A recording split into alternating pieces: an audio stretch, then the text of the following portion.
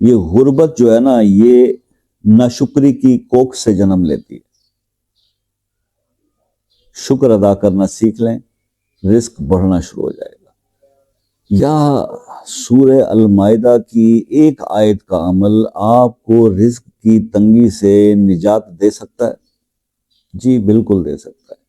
آیت بہت مشہور آیت سورہ المائدہ کی آیت نمبر 114، ربنا انزل علینا مائدۃ من السماء تکون لنا عیدا لاولنا وآخرنا وآیۃ منک وارزقنا وانت خیر الرازقین۔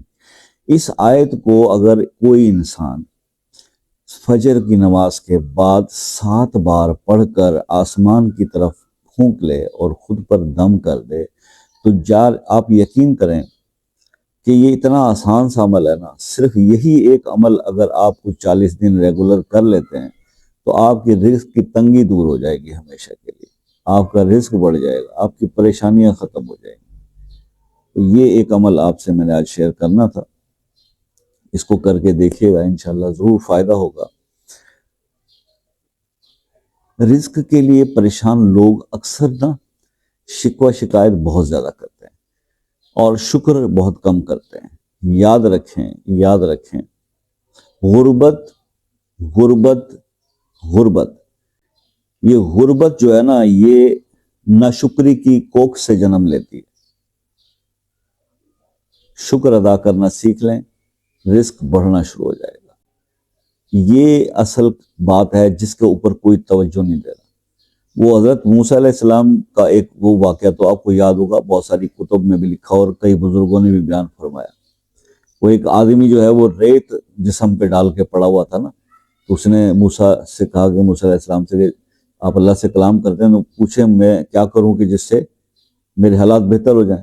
تو آپ جب واپس آ کے موسیٰ علیہ السلام نے اس کو بتایا تھا نا کہ تم شکر ادا کیے گا، اس نے کہا میں کس چیز کا شکر ادا کروں؟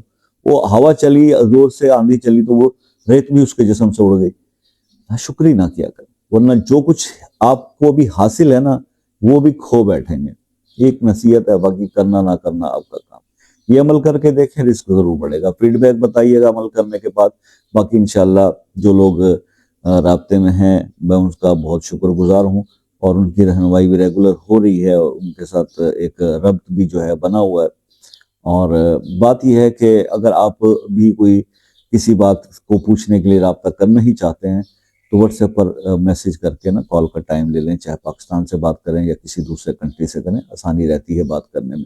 باقی انشاءاللہ اگر کسی آپ مسئلے میں الجھے ہوئے ہیں، وہ مسئلہ بہت سارے وظائف یا کر کے بھی حل نہیں ہو رہا، تو آپ وہ مسئلہ اپنے نام کے ساتھ کمنٹس میں لکھ دیں، یا اگر بہت پرائیویٹ بات ہے تو آپ واٹس ایپ پر بھی ٹیکسٹ یا وائس کر دیں، انشاءاللہ خصوصی دعاؤں میں شامل کر لیں گے۔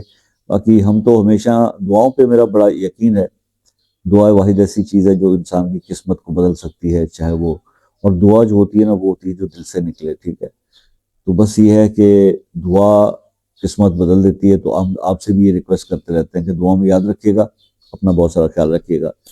انشاءاللہ زندگی رہی تو نیکسٹ کسی ویڈیو میں آپ سے ملاقات ہوگی، تب تک کے لیے اجازت دیجیے، اللہ حافظ۔